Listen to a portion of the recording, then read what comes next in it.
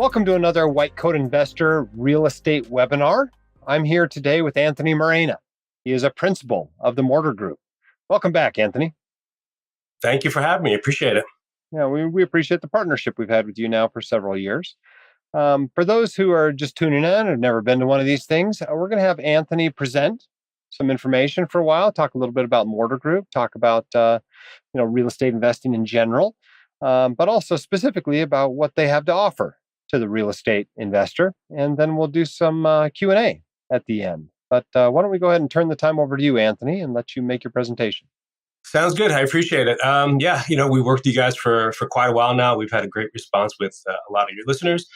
And I think a good update today, we can kind of just give you some background about us, what we've been up to, some updates on some of our recent offerings, some new stuff we're up to, what we're seeing in the market, and then, any questions as they pop up and kind of go from there.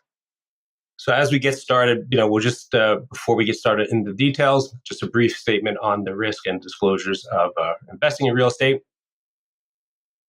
And, we can give a quick background about Mortar Group, who we are, what we do, where we work. We are a New York-based firm. We're focused in New York City's prime neighborhoods. We focus in Manhattan, Brooklyn, and Queens, with a concentration in sub-institutional, small to mid-cap, multifamily residential, and a blended portfolio of ground up and more traditional value add.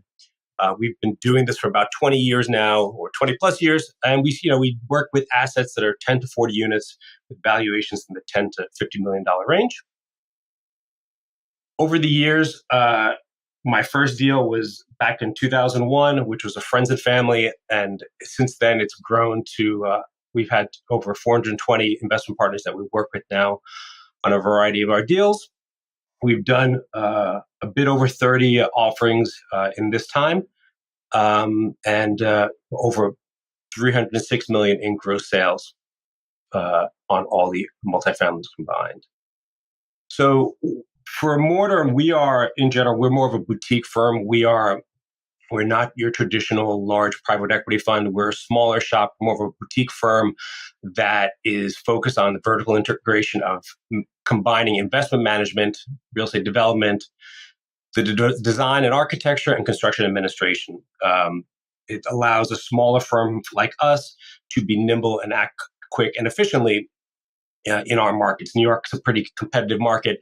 So I think over the years, we've been able to create this formula for what we do, where we can kind of be efficient and do well on deals. And especially in times like today, when the market's a little bit tight or things are a little bit more volatile, I think it poses well for the stuff that we're working on today. Just some background about myself. So I grew up in New York and went to architecture school. I'm a licensed architect in New York. The original goal with Mortar after I graduated was to combine, architecture and real estate development, and using the technical training of architecture to, find some inefficiencies in the market to, create value where others normally couldn't. That was the inception of Mortar. And, we've kind of expanded the scope as we've gone on, but that was the original premises. This is a slide of just some recent work that we've done over the last, I would say, 5-6 years. And like I was saying, Mortar's done a mix of ground up construction in New York and the outer boroughs, or your more traditional value add.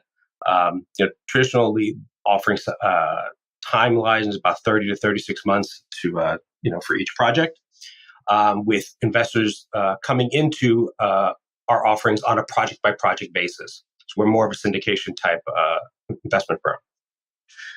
A lot of people that we speak with kind of come up and ask, why do we do private syndications and not a fund? For us, in the scope that we work in, the small to mid-size, we always found it to be pretty efficient to work that way, where we can tackle deals as they present themselves, or where a deal kind of makes sense, we can move quickly. But over the years, as we refine the model, it's allowed investors to kind of have a better control of the investment, where, if we're doing something and we have a new offering presented, we can send it out to our group of investors on our mailing list. they can check a look at the site, see what they like, what they don't like about it. They can make that decision on their own. Sometimes with the fund, it's more of a general scope that can be national or across several states. So for us, it's very geographically specific. In some ways, the cost can be lower as we're not AUM based and there's no fees on equity invested like a more traditional fund. Our fees are covered through the cost of the development of the asset. There's a development fee that's charged on the debt and it's paid back at the closing on the exit of the asset. So there's no fees charged to the equity itself. One thing I've found that in the markets when they turn volatile like they are today, or whether during COVID or '08, having individual assets and not a fund to have to navigate through turmoil has proven effective. We've typically done well with projects that we've worked on when things have popped up in the market. Usually, you can see it coming, so you can plan for it easier when it's a smaller offering or an individual deal. Like I mentioned earlier, equities typically return a little bit faster. We do about 30 to 36 months for each offering from the time of the investment or acquisition closing till the sale of the asset, return of equity and any gains, and final K1s. It's usually about 30 to 36 months. We don't charge acquisition fees, and we have a no risk commitment period where we offer people a chance to sign up. If they're not happy with the communications or how things are proceeding, they have the option to back out at any time. Just to give some light on some brief other work that we've done recently, 33 Frost was a ground up construction project that we did. This was a condominium project that we started several years ago, finished up in 2001. Given everything that we went through in New York with COVID, the project did well, turned out really nicely. We were pretty happy with the project there. This was a smaller unit, smaller building, 8 residential units, almost 12,000 square feet. This is more of a case study that we finished last year at 203 Richardson. Again, each one is deal by deal, asset by asset, where this was a smaller building that we created a renovation, gut rehab, more of a value add type play. With an exit value of 8.6, with all-in project costs at 4.4. Overall, another kind of good snapshot of the kind of work that we do on an individualized basis. Sometimes we'll do these projects or offer them to investors on a one-off basis. Sometimes we'll offer them on a portfolio where we'll buy 2 or 3 of these assets, bundle them together for investors, and then have that same kind of 30 to 36 months exit path for the cumulative group. Another case study we have is 95 Diamond. This one was done back in 2020. Purchase price 2.1, project cost all in was 3.5. The idea here on this project was to enlarge the building, enlarge the units, gut renovation down to the studs, and overall turned out really well. Coupled with the boost in rental sales or the rental market in Greenpoint and Williamsburg post-COVID, project did really well. Had a complete evaluation of around 7.225, and just another nice project. Most of our work is, I would say, in Brooklyn and Queens, predominantly these days. We've tapered out of Manhattan for a bit while we see what the dust settle, I think, post-COVID, but Brooklyn and Queens are doing really well, even in this kind of market where things are a bit more volatile. So I wanted to just put together a couple of slides on a recent offerings that we've launched over the last couple of years and just kind of give a brief update. We did one early 2021, which was the Vision Preferred Equity offering. This was a ground-up construction project in Astoria, Queens, 29 units, about 32,000 square feet. And it was a preferred equity investment, so it was second in line to the senior debt and ahead of common equity, but it pays out a annual 7% rate to investors on a quarterly basis with a 14.43 IRR exit. This building now is near completion. We're launching sales, I think, next week. We're moving along pretty well here. This job should be wrapping up in the next 3 to 6 months with exits, hopefully by summer. So we're really pleased with the way that one has gone. District Lofts is another one that we finished or we started around that same time. This was a portfolio of value-add assets in Brooklyn and Queens, with the idea being to purchase buildings predominantly vacant, renovate the units, convert the use of some of the units, and increase revenue. This deal had debt secured at 3.75, which at the end of 2021, early 22, felt like it was still a little bit high, but today feels like the best thing in the world. So this has locked debt for the next 5 years. So this one is doing well. We met our year one return distributions on the several quarters ago. And at this point, we've had over 50% of the apartments in the portfolio renovated by last quarter. So we're moving along well there, and we're heading towards an exit. I think I have 2 more years left on this offering till that's completed. The last offering that we had, and we had several investors from Whitecoat come join us on this offering, was Newtown Flats. This was another deal where we assembled a portfolio of distressed assets in Brooklyn and Queens, with the same kind of idea of renovation, buying units, buildings partially vacant, renovating those units at acquisition, stabilizing it, and then working to reduce CapEx with the sale at the exit. So the slide we created here is something that was in our recent investor update, which helped us track and share with investors each unit, which ones have been renovated, how we're doing with revenue per unit initially when we acquired the building, and how they are now. So overall, with the units that we have converted, we've done pretty well on the change in revenue. So we're kind of meeting our goals there. Our valuation increase in general is around 92, 93%. So this one, we had projected an exit in several years with a 6% exit cap, which I think for New York is fairly conservative. Even in today's market, I think we're in good shape. And assuming that rates come down at some point in the next 2 to 3 years, and we get some flexibility on exit caps, that will only increase the bottom line on the investor return. So we're really pleased with how this offering is going, and stabilization of the last units. So I think at this point we can kind of jump in briefly to a project or an offering that we're working on now, which is called Urban Landing. Urban Landing is very similar to Newtown Flats.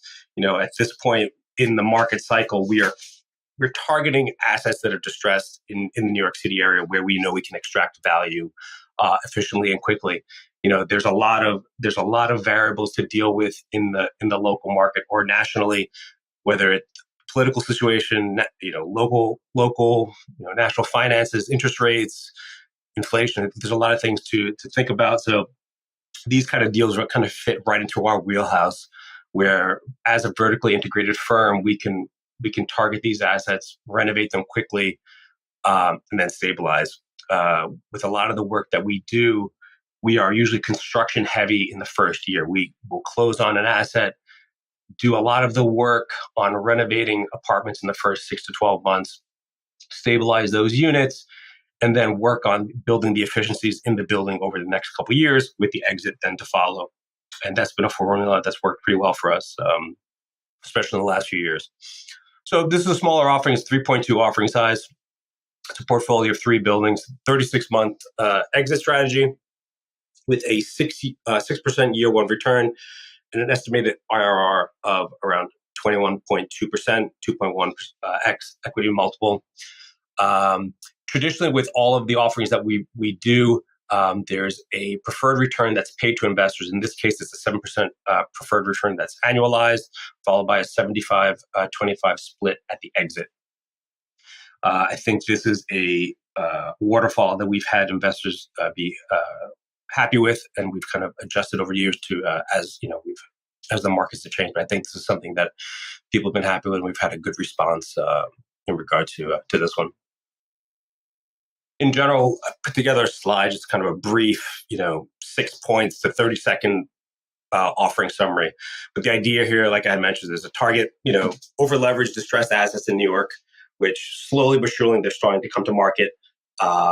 Renovate, reposition the apartments early on in the process, increase the revenue, lower operating costs, removing gas from buildings predominantly, going strictly to electric, which is covered by tenants. tax reductions, things like the sort to reduce your capex, lease the new units, stabilize the revenue, and refinance the debt if that's an option. We don't usually project that we're going to refinance in the 36-month term, but if rates move drastically, there's the opportunity to do that, which would ultimately increase the distributions on a quarterly basis. And then at the end of the 36-month term, we'll sell the asset at the new adjusted value, issue investor equity, then the 7% annualized pref, and then a 75-25 split on the balance. This is just a quick slide of some of the work that we're planning to do in an offering like this, where you're going through a refinement plan for these buildings to see where we can extract a value that still provides an environment for residents that want to live in the building, stay there for extended periods of time, and while we can also increase revenue. So along with a gut renovation of each unit, updating utilities, air conditioning, wood floors, windows, you're taking sometimes a smaller bedroom or a poorly laid out or older unit might have 1 or 2 bedrooms, and we'll convert it to a larger 2 or 3 bedroom, which will demand a higher price on the rental side. And that's kind of our overall strategy with this kind of building.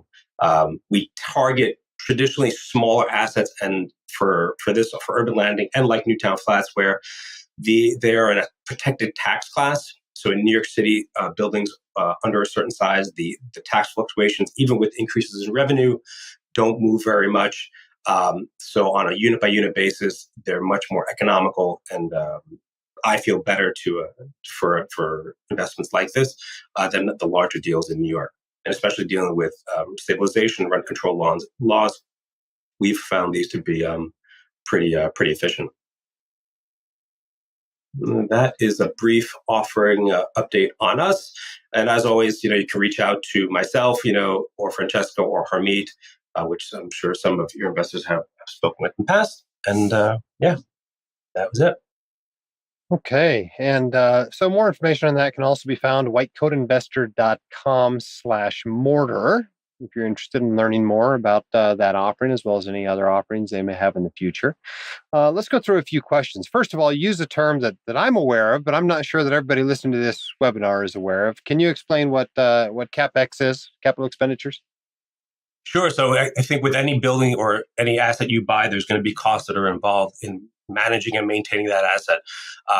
And older buildings, sometimes the costs have kind of gone higher or lower, or just out of whack with the actual their needs are, especially in older buildings in New York City that are running on oil or gas tanks, stuff like that. So our goals is to look at the existing, CapEx. What are those costs of those buildings, and how do we make it more efficient for today, which reduces costs on the asset, which then increases ultimately the revenue on the investor side and distributions to investors on the quarterly basis. All right, let's talk about the elephant in the room when it comes to real estate investing these days. Interest rates. Mm-hmm. Interest rates have gone up 4% in the last 18 months. How has that affected Mortar? How has that affected your existing projects? How is that affecting what you're doing moving forward?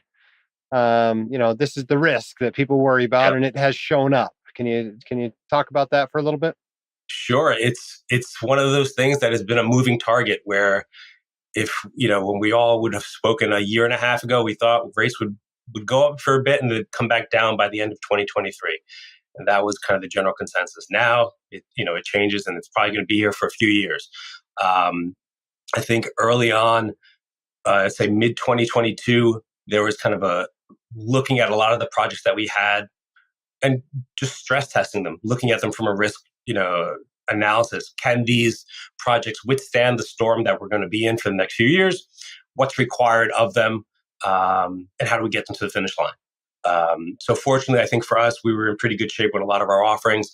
Our construction projects that were ground up construction, the main thing for those was to just take a good look at our interest reserves that we have with our lenders. So if a project is finishing up, like North Park Lofts, and Vision is finishing up, let's say by middle of this year, that we have enough interest reserve with our lender to take us into at least the middle of this year and into the end of the year, ideally, just as a contingency. So that's kind of really how you're bracing for with the construction projects that you're interested in. And then with the newer deals, it's not as bad as, because I feel in a way now we've all kind of gotten used to the fact that rates are here. They are what they are. They're 7%, but they've been 7% when I started my career back in 2000, 2001. They were 6.5%. And that was a great deal at the time. And then you went through the Lehman crash, and then rates kind of, were up for a bit in that time. And then they went back down. So we've bought and sold deals in the course of the highs and lows of the interest rate market.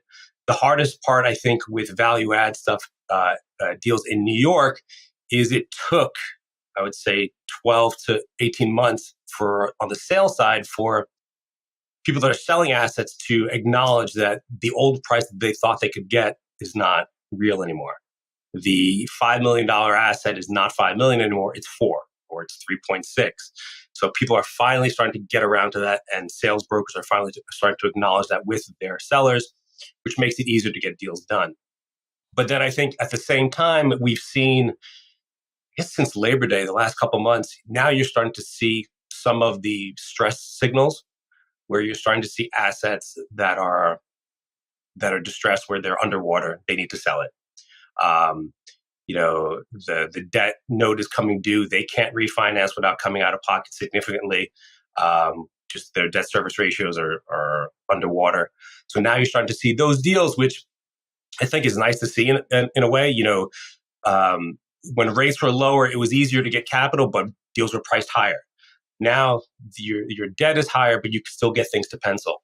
And we're starting to see numbers where deals are looking better than they've looked in 5-6 years, which is a nice change of pace, to be honest. But you've got to get through the initial kind of chaos of what's been going on the last 2 years. And depending on where you look, what you read, the sky's either falling or, but for us, we work in one market. So we know our market, we know what we can do in it.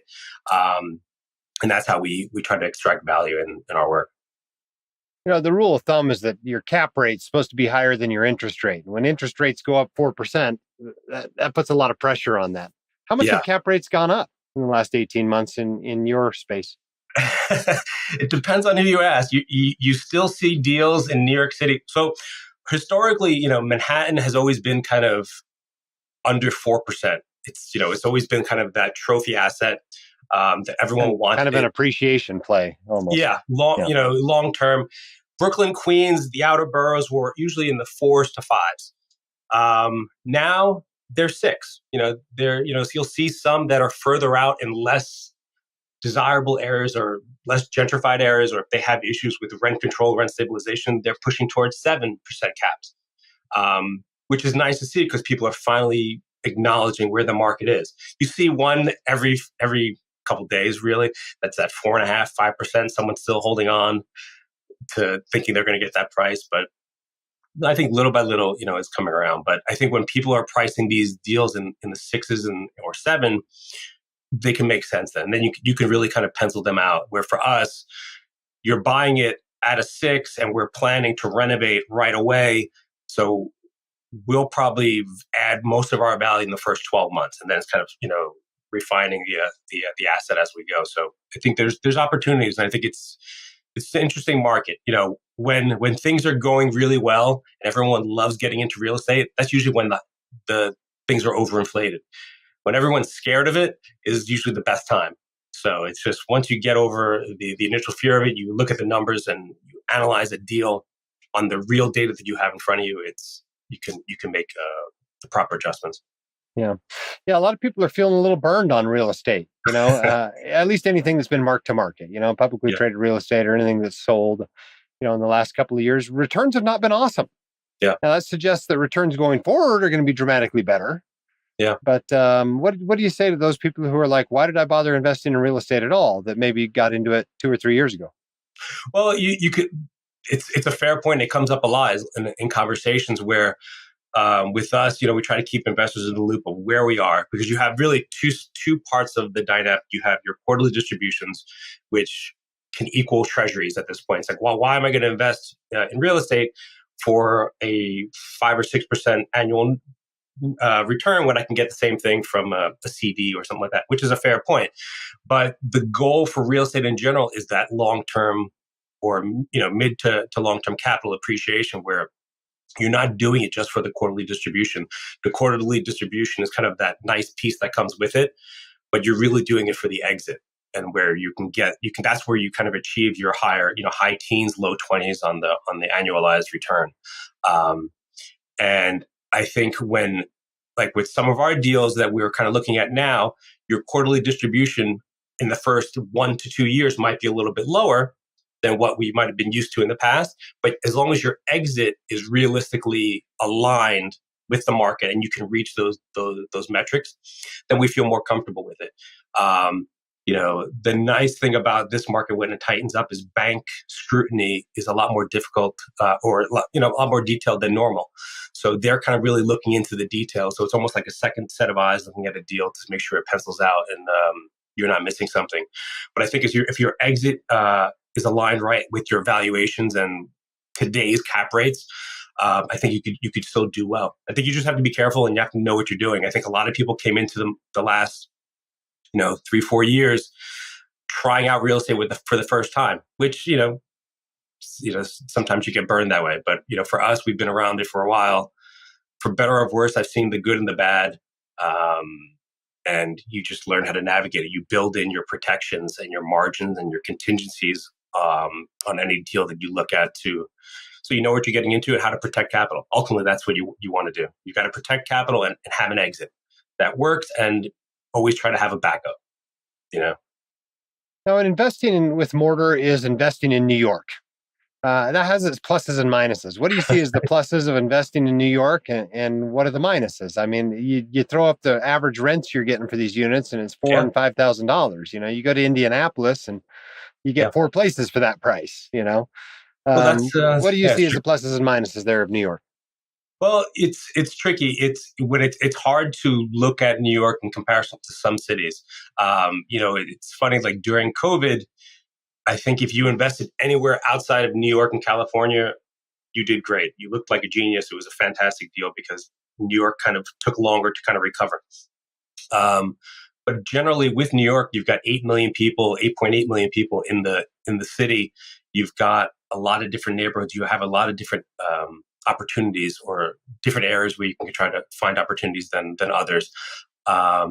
There's advantages in other markets, but for us, I think there's stability in our neighborhoods where there's always neighborhoods that are gentrifying, or states or cities that are kind of coming up, but then they run into hard times because they overbuild. Like Austin was the hot city, 2 years ago out of COVID. Now it's kind of overbuilt. So for us, in New York, it's kind of more of a stabilized market. You're getting what you're getting. You know what you're getting into. You know your comps. They're well established. There's a large group of consultants, lenders to work with here that are willing to work in these markets. I think people are a little bit more hesitant on Manhattan now. It's not as shiny of a trophy asset as it used to be, especially with foreign capital. But I think that kind of comes and goes with the markets. But for some of the stuff that we're seeing now, rents have stabilized. The rents jumped from on a 1-bedroom. To your point, they jumped from $3,200 to $3,400 a month on a 1-bedroom to over $4,000. And it's a tricky market, and how people are managing those things. But incomes went up greatly in New York City coming out of COVID, and the rents caught up. And then with New York City, the inability to build a lot of ground up new construction or new rental assets has kind of put pressure on rental prices to go up. You're even with rates being where they are today on the mortgage side, you're still seeing the sales market of condos pretty strong because the inventory is pretty small. There's not a lot of larger new developments that are in the works. It's just the interest rates have kind of put a kibosh on it. Local politics has kind of been going back and forth, so that's kind of slowed things down a bit. So I think you're trying to find value in between these different sectors where you can really execute well. Still a lot of cash buyers out there. There's people, New York is kind of notorious for the 1031s. So there's someone always selling an asset and they need to pick something up within the next, 4 to 6 months.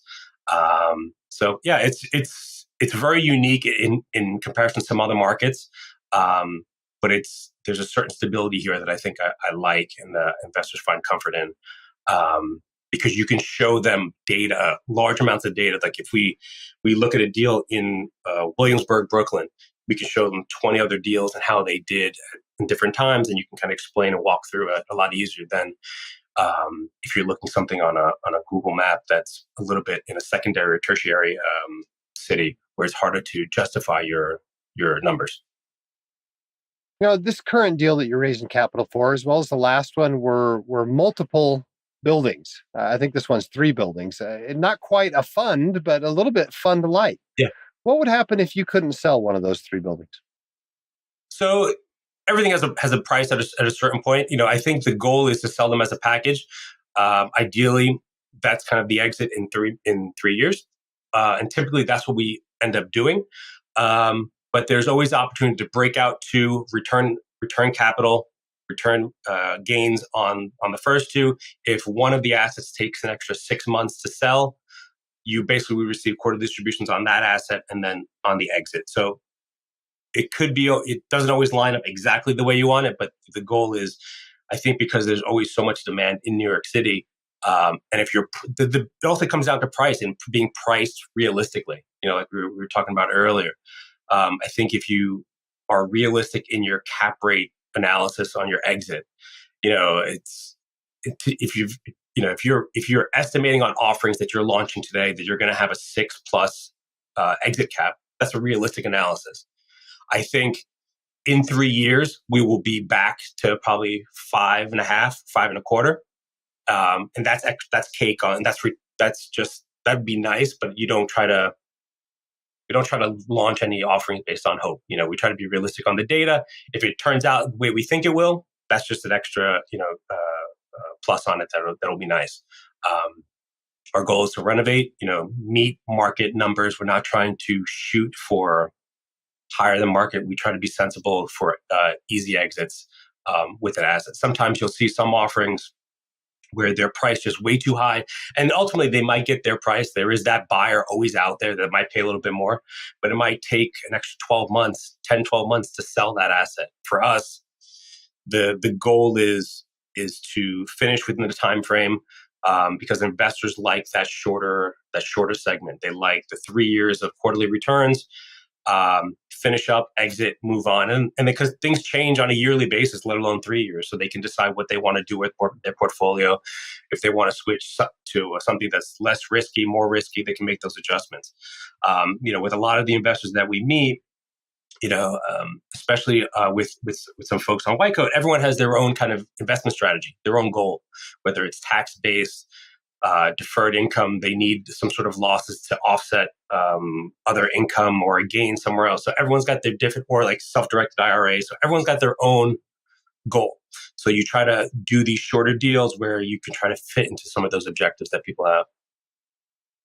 Has your loan to value changed over the last couple of years? Or are you putting them down about the same amount as you were putting down before, or less or more? How's that work? So the loan to value has gone down. So we're, a few years ago, you were probably closer to 68, 70%. I think now we're probably looking at 60, 62. You're definitely trying to look, for the ground up construction stuff, you're looking at, 60, 62%.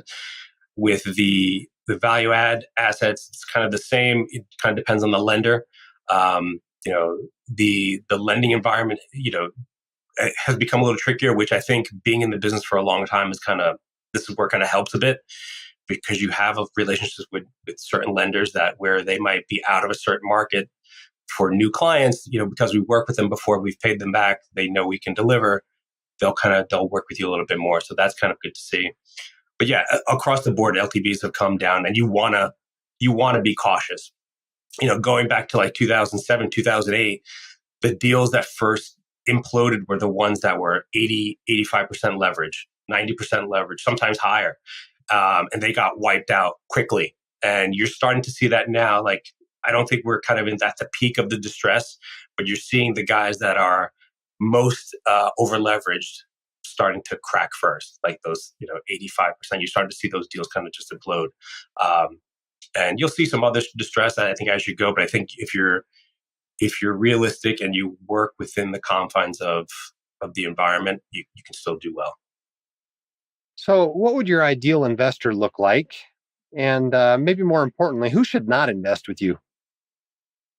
Well, it depends. You've got different groups, like I was saying, that have different goals. Um, your I think real estate is always it's an alternative investment. It's an alternative and secondary to your primary 421, not sorry, 529, your IRA. You've got these investments in some more stable assets that are providing a lower return. Your Vanguards, your Schwabs, all those different kind of mutual funds and whatnot. I think those are always kind of the staple of most investors, but they always have, or they like to allot a certain portion of their portfolio to something that can give a little bit more boost to their returns. Where it's a little bit longer term, where instead of getting, a 6% a year, you could try to get, closer to 20 or high teens or low 20s, and just for a certain portion of your assets. And I think that's usually kind of the safest way to do it. A lot of our investors, it's a mixed bag. You have some people that have been with us, or with me since, the very beginning. When it was my first project, and I barely knew what I was doing. And you have people that we've met along the way. We met a lot of investors and new investors after the projects that we completed during 2008.